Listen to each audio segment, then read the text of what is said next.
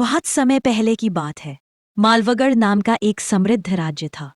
ऊंचे किले, विशाल महल और खुशहाल प्रजा से भरा हुआ राज्य। राज्य का राजा था महाराज विक्रम सिंह, न्यायप्रिय पर उम्र के कारण अब थके हुए। उनकी आंखों में अनुभव था, पर चेहरे पर वर्षों की जिम्मेदारियों की थकान। उनका इकलौता पुत्र था राजकुमार आदित्य। राजकुमार आदित्य रूपवान था, बुद्धिमान था, पर सबसे अलग बात थी उसका दिल, जो राजमहल की दीवारों में कभी नहीं रमता था। सोने के महल, रेशमी वस्त्र, नृत्य और संगीत सब होते हुए भी आदित्य को लगता था कि उसका जीवन कुछ अधूरा है। एक दिन आदित्य ने पिता से कहा, पिताजी, मैं प्रजा को नजदीक से देखना चाहता हूं। राजा ने अनुमति दे दी और आदित्य साधारण वस्त्र पहनकर नगर की गलियों में निकल पड़ा। वह हंसते रोते लोगों को देख रहा था, कभी किसी किसान से बात करता, कभी किसी बच्चे को मिठाई दिलाता। तभी उसकी नजर पड़ी नगर के बाहर बसे कुम्हारों के टोले पर। एक चाक के पास एक युवती बैठी थी। उसके हाथ मिट्टी से सने थे, पर चेहरे पर अजीब सी शांति थी।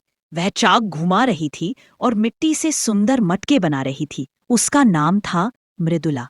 आदित्य वहीं रुक गया। उसे ऐसा लगा जैसे ये लड़की मिट्टी से नहीं, अपने दिल से मटके बना रही हो। आदित्य ने पास जाकर पूछा, क्या तुम रोज ऐसे ही मटके बनाती हो?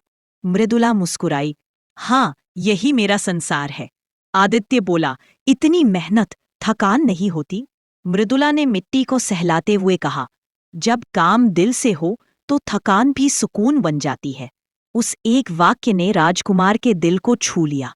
आदित्य अब रोज किसी न किसी बहाने कुम्हारों के टोले में आने लगा, कभी मटके खरीदने, कभी बस बैठकर बातें करने। मृदुला नहीं जानती थी कि वह एक राजकुमार है। उसके लिए आदित्य बस एक सादा सच्चा इंसान था। दोनों बातें करते, जीवन की, सपनों की, दुख सुख की। धीरे धीरे उनकी बातें खामोशियों में बदलने लगी और खामोशियां प्रेम में। एक दिन नगर में शाही जुलूस निकला। मृदुला ने देखा वही आदित्य शाही वस्त्रों में, सोने के रथ पर। उसकी आंखें भर आई।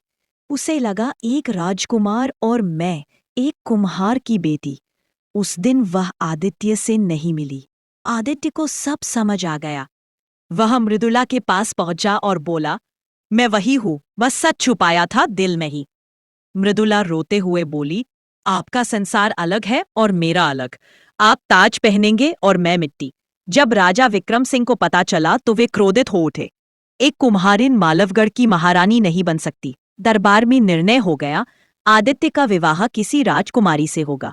दरबार के बीच आदित्य ने ताज उतार दिया। बोला, अगर ये ताज मेरे प्रेम से बड़ा है तो मुझे ऐसा ताज नहीं चाहिए। पूरा दरबार सन्न रह गया। उसी समय राज्य पर भयानक अकाल आ पड़ा। मृदुला और उसके जैसे गरीब लोग मिट्टी के घड़े बनाकर पानी बचाने के उपाय सुखाने लगे। मृदुला ने प्रजा को संगठित किया।